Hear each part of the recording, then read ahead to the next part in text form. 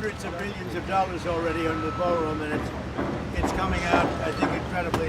We have some renderings down of the finished product. It's all knit together. At the top of the ballroom is what they call a drone gallery. We have tremendous amounts of military able to be on the top. It'll be the highest point. It'll be actually higher than this building across. And we'll have sites all over Washington, so that's important. But it will be something very special. So if you look up at the top, you'll see some interesting things, and I'll show that to you in a second. You want to grab that, please? I'll show that to you in a second. The facade of the building. There will never be another building like this built. That I can tell. I built a lot of great things, but there will never be anything like this built. And what we have is the roof is dead flat with absolutely nothing but strength on it. It's very strong steel. It's drone-proof, and it's meant for our military to be able to stay on it. You get a view of Washington. Also, for the drone building capacity, some of that takes place right down here. You can see the very large piping and the other things. It's a very complex building. It's all knit together. The roof goes with the ground floor. The ground floor goes with the roof. The roof also goes down into the basement. Everything is connected, intertwined. Elevators, heating, air conditioning. It's one building. That's why we're trying to explain that. This is one well-knit building. One thing doesn't work without the other. Very importantly, though, in terms of the beauty, probably the closest thing to this would be the U.S. Supreme Court, the facade of the U.S. Supreme Court. So here's a couple of things you can look at. How are you? There will never be another thing like this, I don't believe, built from a cost standpoint. This is all my money and donors' money. This is tax-free. So everyone's talking about they're going to give money, they're going to give money. But the money they're going to give is really for the security of that and the whole White House premise. And I guess you probably need that nowadays. We've done the fencing on the outside of the White House. It's all titanium. You see the black fencing. That's been just done recently, and it was approved originally by me, and it's been completed, and it's very powerful, very powerful. A tractor, a bulldozer cannot knock it over. It goes down deep, and it's titanium, which is the strongest of all of the metals, much stronger than steel, as an example. The ballroom is all, it's going to be a tremendous thing. As an example, what happened a couple of weeks ago at the White House Correspondents' Center could not happen here. One thing that we have is we don't have people living above it. We don't want that. That's no good. They have 1,000 units above it with the elevator coming right down next to where the convention or whatever it may be is. So this is a room that's been wanted for 150 years by presidents. We have no room to have an event. The only way you can have an event is if you build a tent on the lawn, and the tent would not do the job. And by the way, if it rains here, because this is built on a wetland, the lawn is impossible to deal with. The water goes over everybody's shoes. It literally goes over the shoes. So, and they've had a lot of catastrophes with the tent. So we have this, and if you take a look at this section, this is the different facade. So this is a Greek, more or less. It comes out of Greece. This is the ultimate facade for Greece. This faces the Treasury building. This is a different facade. That's Rome, and that faces the Washington Monument, the Lincoln Memorial, etc. So you have two facades. Primarily, you have two entrances. You have here, but the primary entrance is through the White House, directly through the White House. And it's really something. I think you can see the complexity. All of these columns go directly up to the roof. And the roof is a barrier. It's a shield because it's made out of, the sidewalls are steel, impenetrable steel, and also impenetrable glass. The glass is approximately 4 inches thick, and yet it's amazing. You can see through it as though it didn't exist. It's amazing. And it can stop just about anything, On the other side of the glass, we have steel and concrete. so that the glass is very powerful. What's holding the glass is equally as powerful. And that's here. You can see they're just about ready to go up to the top. All of these columns, they go directly right to the roof of the building. And again, we call it a drone port. It's set up for unlimited numbers of drones. Purposely, we don't have any air conditioning equipment up there because we don't want anything coming down through the pipes. If anybody gets, normally you'd have a lot of air conditioning equipment on the roof. We built it all inside the building, inside the case of the building, because we don't want to have anything having to do with air or air quality or any problems playing with the air. So you'll notice it's a dead flat roof with no equipment on it. All of the equipment is inside of the building, and that's for safety reasons. Normally you'd do it a lot less expensive. You do it a different way. So all of this was paid for by myself, and because I keep hearing like, we are making a gift of this board. This is a gift. This is not going to be paid for by the taxpayer. We have a judge that thinks it's a terrible thing that we're making a gift. He said it's terrible that we're making a gift. It should be paid for by the taxpayer. That's one I've never heard before, but I'm sure maybe, I don't know, maybe he doesn't understand. This is a gift to the United States of America. And more than a gift, it's going to be one of the most beautiful buildings that's ever been built in the country or in Washington, D.C. So here's the other facade you see over here. And again, this is taken, these great classical buildings are taken out of different parts of the world from very glamorous times. This is Rome. They like the flat roof. Greece likes they call it the triangles, and you see that. This is a porch that looks out over the city. Also, it's developed in such a way that we can have military there, but the entire roof is developed for military. They're very high. They're higher than just about anything else. They have a 360-degree vision of Washington, D.C. They have a massive drone capacity. Not only is it drone-proof, if a drone hits it, it bounces off. It won't have any impact. But it's also meant as a drone port, so it protects all of Washington, the roof of the building. Okay? Now, does anybody have any questions? If you want, you can take, I think you can bring your cameras down. But you might want to take a look at the complexity. These are all different rooms down here. They're building a hospital. They're building, it's a military hospital. They're building all sorts of research facilities, also meeting rooms and rooms that go hand in hand for the military using the ballroom. And the ballroom is really a shield and protecting all of the things that are built here. This goes, as you see, it's already up to the ground. This goes down very deep. You get a better view right over here. This is down because we've already done these floors.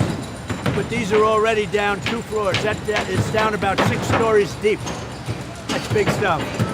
Normally when you build a ballroom, you build it flat. You just build a ballroom. It would have been built. The complexity of this, and again, it's all knit. It's all knit together between the drone proofing, the missile proofing, we have, and the drone capacity upstairs. We can have all sorts of military up with it. I hate to use the word snipers, but we have great sniper capacity. It's built for our snipers, not the enemy snipers, our snipers. And because of the height, we get a very clear view of everything all over Washington. Yeah. So President, you mentioned that this is being paid for out of pocket, but why is Congress in pocket? Explain sort of the difference. Well, they're not. Congress is approving, Congress is approving money for security. It may go, some of it may go here for additional security, I don't know. But Congress is approving money, but this building, I mean, I put up the money, built this building, along with a lot of great patriots. People have put up a lot of money to build the building, and we have a building that is going to be, I think it's going to be potentially the most beautiful building in all of Washington. And with that is great military capacity. We're building it in conjunction with the United States military and the Secret Service. So if Congress doesn't approve that money, can this project still be completed? Well, they have a budget in Secret Service and the military to do some of the work that you see right here. So the answer is, I think they want to enhance what you see, It's very powerful. You see what's happening. It's very powerful concrete. It's 9,000-pound concrete. That, if you know anything about contract, that's very strong. That's very strong concrete. But they probably want to enhance the area. They're going to spend money. This is a very sacred piece of land. This is the White House, and they want to do things. But everything that you see and the money that's being put up to build the ballroom, and again, the ballroom, it's necessary for the ballroom to be built with what you see over here. It's all knit in. The air conditioning, the heating, the drone capacity, the shield. You know, the ballroom becomes a shield for everything that you see right here. Without that, they couldn't have this. They couldn't build the lower floors. Without that shield over the top of it, it's a shield that will totally protect what's downstairs. They have a lot of things going on downstairs, and some of it you see. This goes down 6 stories. You see 3 stories because it's already been built. This will be, very shortly, this will be in the form of the roof goes along this lines. Basically, it goes outside. You see where the wood is. You're going outside of that line, and then it goes straight up. And it's all protection, and everything's together. You can't build one without the other. And what we have is we have the safest building ever built, in my opinion. You can have, and you know, the other thing is, when we're right on budget, we're right on plan. The only budget change would be that we doubled the size at the request of the military. We doubled the size, but we're right on budget, right on plan. And originally we were going to build a much smaller room, and it wouldn't have done the job. It just wouldn't have done the job. You have too many events. Like if we have President Xi coming here, we have no place to put him. We had the King and the Queen the other day, and we had 1,000 people wanted, and we ended up having 100 people sitting in a very small room. So they've been after this for a long time, but maybe more important is the safety element. This is a shield. It protects everything that's inside, everything that's on top. And you know, obviously the White House was built in 1792. You know, it's awfully hard to do that kind of a capacity that we did here. So this will give future presidents, but you have to understand, when this is finished, my term ends shortly after that. This is really for other presidents. This is not for me. This is my gift to the United States of America. I'm going to be able to use it very little, because when it's finished, we're talking about 6 or 7 months. But it will be used for hopefully hundreds of years for other presidents. And there will never be anything like this built again. There'll never be a room built like with the safety. As an example, if we had the White House Correspondents' Dinner here, would have been no problem. You said that this will be, when it opens, you'll have about 6-7 months. Have you thought around that time, have you thought about the first event you would like to go to this? I have. I better not tell you about that, Daniel. But yeah, we have. Everybody wants to be here for the first event. We're talking about heads of nation, so we have some very special places that it could happen for them. You know, we had literally, if the King and Queen were, you know, we had this finished, we would have had an event that would have been 10 times the size. I mean, we literally were in a little room in the White House. Presidents, now we're not even talking about safety. Presidents have been asking for this literally from the time the White House has been built. But on record, for 150 years, they've said, what about a big room? And you all know, you probably attended, they have some where they use tents. If it rains, it's a disaster.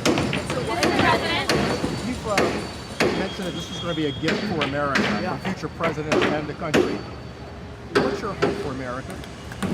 We will have to have a safe country. We have to have a great country. We have to make sure that Iran doesn't get a nuclear weapon. All of the things that you see me fighting for so hard. And it's always tough. You know, we're negotiating with Iran, and then you have the Democrats, I call them the Democrats, putting in a bill that Trump should immediately stop. You know how it is to negotiate with a country where you're beating them badly? They come to the table, they're begging to make a deal, because they're begging to make a deal. I hope we don't have to do the war, but we may have to give them another big hit. We may have to give them another big hit. I'm not sure yet. You'll know very soon. But how do you feel when you're negotiating? You're winning every point, And they say, but in Washington, they want to stop you from negotiating. They want to stop you, and it's only political. It's the Democrats. They're dumb. It's a new name. It's a very accurate name. So I'm in the middle of a negotiation. I'm saying you cannot have a nuclear weapon, and it comes over the wire that the Democrats want to stop Trump from further negotiations. They want to stop Trump from, if he has to, giving them another slap. They want to have a nuclear weapon to blow up the Middle East and to blow up, frankly, the world. It's not going to happen. Mr. President, Nice to see you, buddy. Mr. President, how close were you to striking Iran? I was an hour away. We were all set to go. You're talking about yesterday. Yes. We were going to be striking it would have been happening right now. Yeah, it was all done. The boats, the ships are all loaded. They're loaded to the brim. And we were all set to start. Mr. President, did both nations tell you that convinced you to They said that they feel they've had for the first time in almost 47 years. You know, Iran's been the bully of the Middle East for 47 years. I mean, literally the bully of the Middle East. And, they're nasty, very dangerous. They wanted a nuclear weapon. Had I not terminated Barack Hussein Obama's Iran nuclear deal, had I not terminated it, see, that's the win. That can't happen with the real structure. On Cuba, what do you want to see from Cuba's government before you would take the option of military action? You're talking about Cuba? Well, we're going to see. Look, Cuba is calling us. They need help. Look, Cuba is a failed nation. Cuba needs help. And we'll do that. Just hold them, darling. It's like an exercise game for us. Give that to me. I'll hold it. I'll hold it. It's so beautiful. See, I look so thin. They'll say, oh, he's gotten so thin because I'm holding this. You don't have to look at my waist. You can look at this. You saw enough of my waist along with President Xi. Are you confident that you can reach a diplomatic deal With Cuba? I think so. Yeah, I think so. I am very prone toward the Cuban Americans. They've been incredible people. Many of them have lost family members. They've been very badly hurt themselves. They've been in prison. They've come to this country and they've been very successful. The Cuban American people in Miami, I mean, they are amazing people. Most of them are in Miami, in Florida, but mostly in Miami. I'm very, very prone to helping them. I mean, I think I got 97% of that vote. I want to help them. Now, they have family members in Cuba. They've been treated very, very badly. They've been treated extremely badly, and we're going to get that solved. That's not going to be hard for us to solve. But you can do that without changing the regime there, you believe? Well, I don't know about changing the regime. I can do that, whether you change the regime or not. You know, it's been a rough regime. They've killed a lot of people, but it's a country that really needs help. It has nothing. They can't turn on the lights. They can't eat. We don't want to see that. How much notice did the Gulf nations have if you're going to strikes before they They called me over the last 2 days to say they made a lot of progress in there, because we have them negotiating with us. And primarily Saudi Arabia, Qatar, UAE, Kuwait a little bit, and Bahrain, and some of the others. And we have them negotiating with them. We're all working together. It's like a team. And Israel, of course, and Israel's been a great partner. And so we are negotiating together. I got a call from numerous of these people. They know the people in Iran. Don't forget, when you talk about regime change, I think it's the ultimate regime change, because the first level and the second level are no longer with us. They're someplace, but they're no longer with us. So we have real regime change. But I got a call yesterday, sir, could you wait? We think we're close to a deal. And that's okay. Now, I've heard it before with these people, and they change their mind. I made deals with them, no nuclear. We immediately get the nuclear dust. And they said, you're the only one can get it, because the bombers did such an unbelievable job that the mountain literally collapsed on top of it. They said us, and they thought China would be the only two countries that could even get it. But I think it's important to get it, maybe psychologically more than anything else. How long did they know that you were planning the Gulf nations? They knew I was getting ready to attack. I didn't tell them. I never tell anybody when. You're in constant contact. I never tell anybody when, but they knew that we were very close. I would say I was an hour away from making the decision to go today. And we would probably not be talking about a beautiful ballroom today. We'd be talking about that. And no, I had made the decision. So they called up, they had heard I made the decision. They said, sir, could you give us a couple of more days? Because we think they're being reasonable. How long are you for Iran to come? Well, I mean, I'm saying 2 or 3 days, maybe Friday, Saturday, Sunday, something, maybe early next week, a limited period of time. Because we can't let them have a nuclear weapon. If they had a nuclear weapon, they would start with Israel, they would blow it up, and they would blow it up fast, but they'd blow it up, and I'll tell you what, they'd go after Saudi Arabia, they'd go after Kuwait, they'd go after UAE, they'd go after Qatar, they'd go after, I think they go after the entire Middle East, and it would be a whole different negotiation. It would not be, it would be nuclear holocaust. And there's no question in my mind that they'd use it. There's no question. And I deal with these people. They're extremely radicalized. These are not people like what I deal with you. You're a very nice guy. These are people that are seriously radicalized. They would use it. The only question, would it be the first minute, the first hour, or the first day? Come to pause at sometimes. Does there come a point soon where you're no longer going to be I'm not doing this politically. I'm doing, look, everyone tells me it's unpopular, but I think it's very popular. When they hear that it's having to do with nuclear weapons, weapons that could take out Los Angeles, could take out major cities very quick. When they hear that, you know, when they're explaining, I'll tell you what, when we explain it to people, I don't really have enough time to explain to people. I'm too busy getting it done. When they understand, I think it's frankly very popular, but whether it's popular or not popular, I have to do it. Because I'm not going to let the world be blown up on my watch. It's not going to happen. Congress Massey and your endorsed candidate. Yeah. Do you think your candidate can beat him? And Well, what are you seeing? yeah, Thomas Massey's a terrible congressman. He's been a terrible congressman from day one. Dealing with him is just a horrible. I don't think he's a Republican. I think he's actually a Democrat. He's not a libertarian. You know, sometimes they say he's really a Democrat. He votes against us all the time. He voted against the border wall. He voted against men playing in women's sports. He voted against transgender for everybody, the mutilization of your children. He voted against, again, open borders. We have the best border we've ever had right now. Nobody's coming in.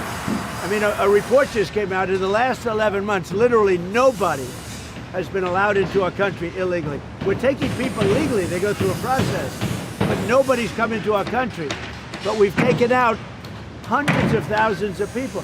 We had 11,888 murders.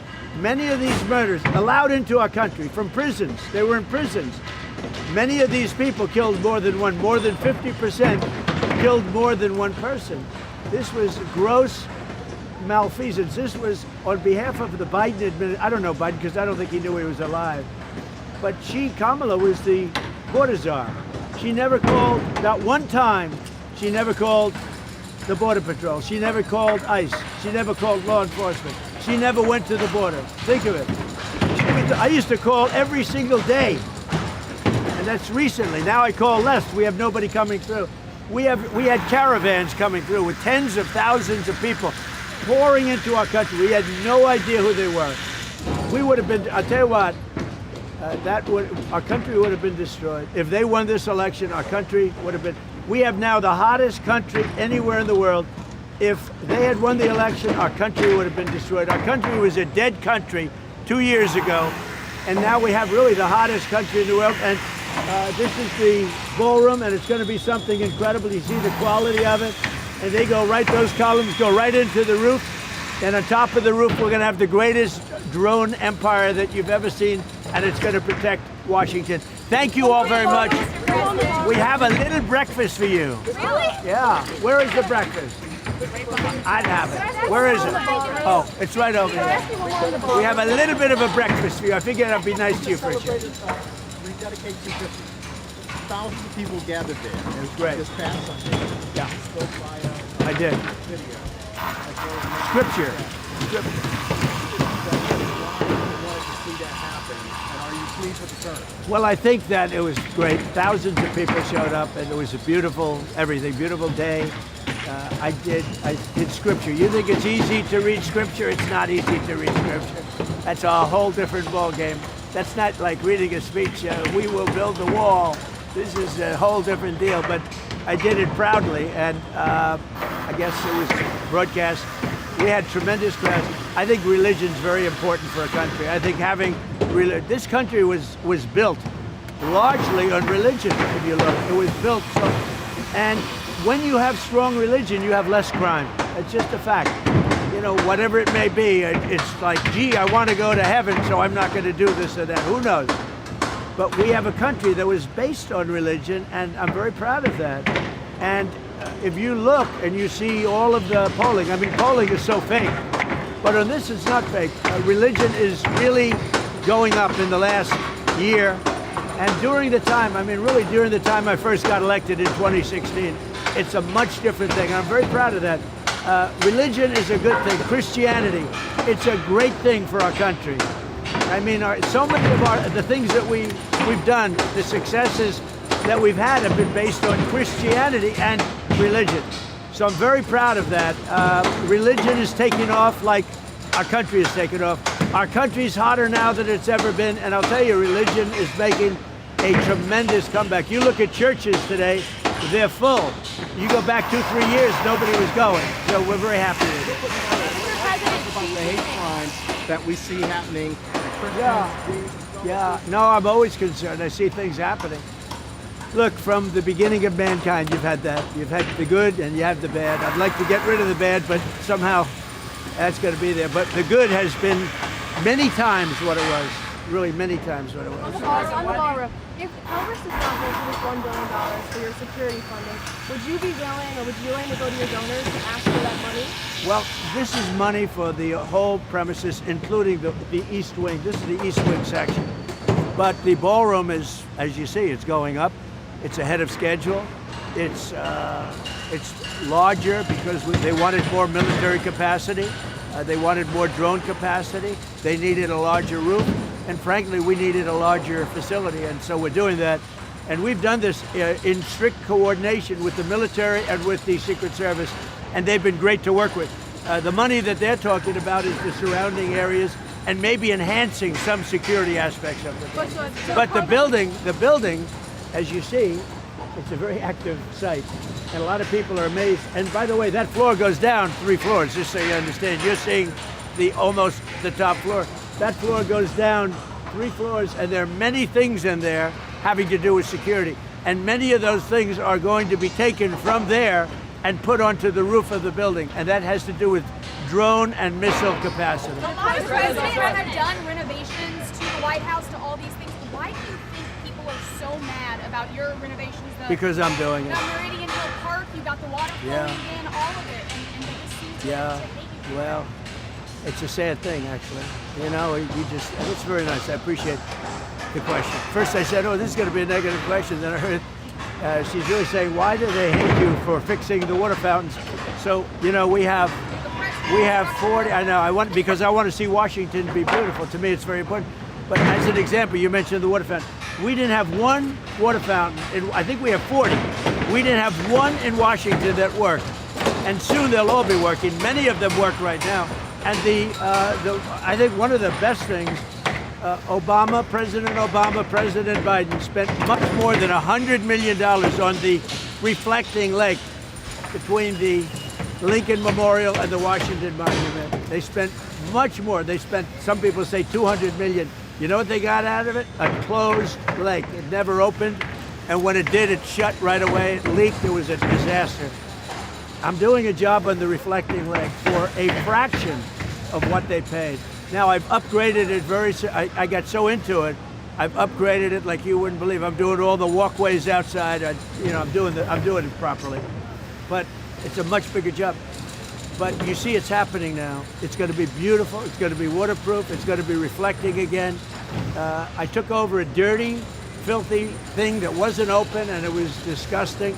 And friends of mine would come to the Lincoln or the Washington and they'd say, sir, it's disgusting. I said, what's disgusting? They're reflecting like, so I drove down, I looked with Secretary Burgum, who's fantastic, of Interior, he's fantastic, and we got together, and we have, it's under construction right now. I want to get it open before July 4th, which we'll easily be able to do. It'll be open before that, but easily be able to do, the July 4th being a very special day. And it is going to be beautiful. Beautiful blue color, dark blue color. It's very reflective. I put a thing out yesterday showing the reflection. We did a little test. We wanted to see. It's unbelievable. It's like a mirror. Did it look good? Well, it's like a mirror. It's beautiful. And I saw there was guys out there, Yeah. almost like, are they hand painting it? Is Here, that how they're doing, it? yeah, well, they're fixing the stone outside, and they're sandblasting the stone. We're doing a much bigger job than we wanted to do. But think of it. Obama and Biden spent over $100 million, and you know what they got? Nothing. They opened it up, and it leaked like a sieve, and they closed it, and it stayed closed. They've been working on it for years. I've been working on this for a couple of months. When it's finished, it's going to be incredible. But we have other fountains, beautiful fountains. They haven't worked in 30 years. They're just sitting there rotting, and most of them are now open. And right across the street, I made a donation, and I'm building Lafayette Park, and it's going to be beautiful. How much was I like her. the donation? About $10 million. Are you happy with So- American flag blue? Well, I put up the American flag. No, the American flag blue. Are you happy? I think so. I mean, I'll let you know. I wanted a lighter color blue. The person that really knows this stuff said, no, dark is much better. You don't see the leaves, and you know, things will get in there. But most importantly, the dark reflects much better. Did the presidency ask you? Claiming so desperately that MAGA's divided. Well, I think it's the strongest it's ever been. You know, you take a look at what happened in Louisiana 2 nights ago with a certain senator that was very disloyal to me and to the Republican Party. He's not even allowed to run for office. We have another big race. This guy Massey is terrible. Let's see what happens. It's not easy beating incumbents, but we have a great guy running against Massey. Massey's a terrible, I think the worst congressman the Republican Party's ever had. That'll be tonight. That'll be good television, and we'll see what happens there. But I think MAGA's never been more together, actually. And I'm going to be making an endorsement today in Texas. I'm going to be putting out an endorsement in a little while in Texas, the great state. You know, I won Texas all 6 times, meaning primaries and the race, and I got the highest vote in the history of Texas, and I love Texas, but I'm going to be making a endorsement at about 12:30, 1 o'clock today for the big race, the Senate race in Texas, and I hope you find it good. So I do think, I mean, I appreciate the question, because even CNN, they did a poll 2-3 weeks ago. They said Trump is at 100%. That's Harry Endon. I like Harry Endon. He's got a lot of energy. I like him. But he did a poll, and he's a good pro. And he gives the good and the bad. But I think he's an honorable guy, because we get a lot of good. You know, he predicted I was going to do great with the Muslims in Michigan and win Michigan, and I did. I did good, and I won Michigan by a lot. He made a lot of good predictions, but he did a poll 2 weeks ago that said Trump is, I mean, this is up. You can check 100% popularity with MAGA. MAGA is most of the Republican Party. The rhinos are gone to a large extent. A few of them are still left, so hopefully we get rid of one tonight in the form of Tom Massey, who's horrible. But no, it's been amazing. But I'll be making a statement in a little while as to who I'm endorsing in Texas for the Senate. And there are those that say whoever I endorse is going to win. I don't know if that's true, but historically that's absolutely true. I just don't like to say it because I don't like to brag. What helped you? President, What helped you make up your mind? Well, I've had my mind made up for a long time, but I just think it's going to be, you know, I just think it's appropriate. Mr. President, I have a question. There's reports that President Xi told you during your meeting that perhaps Russian President Vladimir Putin would come to regret invading Ukraine. Did he say that No, to you? no, he never said that. Mr. President, you mentioned that the ballroom was your gift to the country. It's a gift. It's a gift from me and from incredible, successful companies and patriots. And they put up close to $400 million. And you see what's happening, and it's beautiful. And again, it's ahead of schedule, unlike the Fed building. Think of it. This building at $400 million, the Fed building at $4 billion, And it's a tiny little project by comparison. And you spend a lot of time renovating the White House, the Rose Garden, the colonnade. I do. Putting up the American flag, those flagpoles on each side. Nice. Why was this so important to you to be part of your legacy? Well, this is the most important because number one, security, and number two, it was so needed just on a social basis for presidents.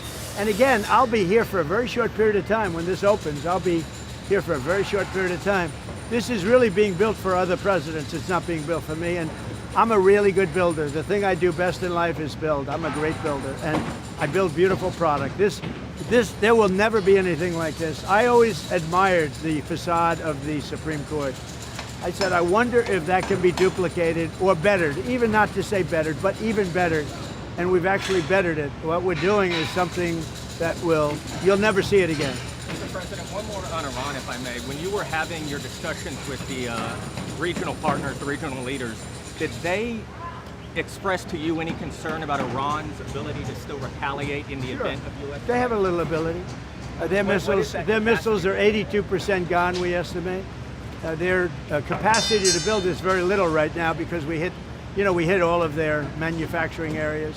Same thing with drones, largely gone, but they still have a little capacity. Yeah, not much, but they have a little. Their Navy is completely gone. Their Air Force is completely gone. President Xi has promised me that he's not sending any weapons to Iran. That's a beautiful promise. I take him at his word. I appreciated it. We had an amazing time in China. Look, we got along very well before this, but President Xi and I had really an amazing time. I think he'd say the same thing, but he promised that he's not sending any weapons.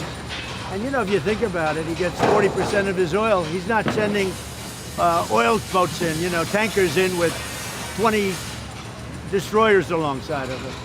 No, he wants it. He does want it open, like me. I want it open, and we'll get it open. But Iran has used the Straits as a military weapon for 47 years, really much more than that. And that's not their Straits. That's international waterways. That's not for them to do. And look, they've learned their lesson. If I left today, it would take them 25 years to rebuild. But we're not leaving. We're going to do it right so that in 5 years, 10 years, if you have a bad president who doesn't want to do what's right to do, this should have been done by Obama. This should have been done by Biden. It should have been done by other presidents long before me. And everybody agrees to this. They agree to it. Mr. President, when you push to suspend the federal gas tax, are there other initiatives that you're... Well, there may be. It's very temporary. Yeah, there may be. Anything to keep it down. Look, as soon as this war is over, gas is going to... I had gasoline down to $1.85 in Iowa. I was in Iowa, and the stations had it at $1.85. But I was down to, in many cases, less than $2 a barrel, a gallon. And then I said to myself, this is great. We just hit a new high in the stock market. Everything's going good. I'm sorry, but we have to go down and take a little journey down to, we have to do something with Iran. We cannot let them have a nuclear weapon. You want to see the world exploded? You want to see a problem? And this is peanuts. And I appreciate everybody putting up with it for a little while. It won't be much longer. But you're going to have, and frankly, there is so much oil out there. One of the things that is happening is these big ships are coming up to Texas, Louisiana, and Alaska, and they're loading up. But I don't even think about that. What I think about is you can't let Iran have a nuclear weapon, and they won't have a nuclear weapon, and they fully understand it. Mr. President, I once asked you, how do you heal the divide in America? And it's been some time ago, it was during your first term, and you told me success will bring it back. Success. Based on that, why do you continue to do what you do, knowing that so many people are criticizing it, at the same time, you get up every day to try to bring that success to America? You have some people disagree with, like, the Iran thing. To me, it's no question. To me, you have to have borders. You have to have walls, and you have to let people in legally, but you have to have borders. Some people think you don't have borders. You should let anybody, murderers, drug dealers, you should let them in. So there is some, but I said to you once, I remember it, the greatest healer of our country, when we had, just before COVID, we were so successful. We had the best economy we've ever had in my first term. This term is going to blow it away, I think, and you see all the numbers. Even during the war, we have the highest stock market. we've ever had. I thought the market would go down 25%. And I was okay with that to get rid of a nuclear potential holocaust. Would have been a nuclear holocaust. So going down 25% is okay if you're going to get rid of a nuclear holocaust. So most people agree with me. When I'm with people and they, let's say, oh, gee, why do, and I say, here's the problem. Is it okay for Iran, and they are very volatile people, I'm being nice. Is it okay for Iran to have a nuclear weapon? Everybody says no. I said, then we have nothing further to discuss, you know? It's like one of those things. And they will never have a nuclear weapon, not gonna happen, and probably that's gonna be very soon. So one way or the other, whether it's military or an agreement, that'll start opening up very soon. Mr. President, why did you wait so long to endorse in the Texas primary? Except because now both of their names are going to be on the ballot. No, I waited. I've pretty much always known who I was going to endorse, but I just thought this was a good time. You know, the voting's starting, and I thought this was a good time. I'm going to be doing that very shortly. Mr. President, you're going to Lawler. already? Have you put any thought into potentially endorsing someone to run against J.B. Pritzker, like Darren Bailey or? Well, I like Darren Bailey. J.B. Pritzker's a slob of a governor. You know, he could call me and I'd send the National Guard in Chicago, would have no crime. Look at Washington, D.C. Did you see the crime stats? It's down to like nothing. People go to restaurants now, new restaurants. Restaurants are all being closed in Washington. Now they're building new restaurants. It's a hot city. We have a beautiful city. We have very little crime, almost no crime.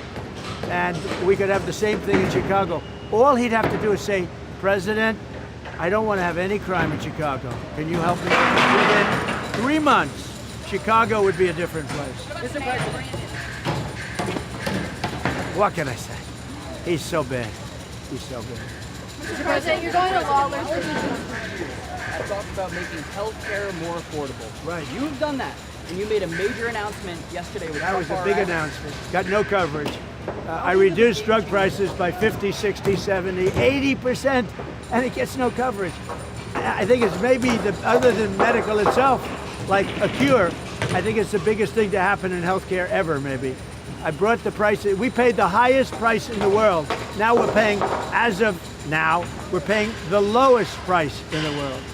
Prices of drugs have gone down 70, 80, 90%. For 28 years, they never went down. In my administration, I got it down 1/8 of 1%, and I thought it was great. The first time, the only time in 28 years that it went down. Now I got them down 50, 60, 70, and even 80%. And that has a huge impact on healthcare. Listen, go have breakfast. Have a good time. Thank you, Mr. Have breakfast. Enjoy your site. You can shoot down there, but it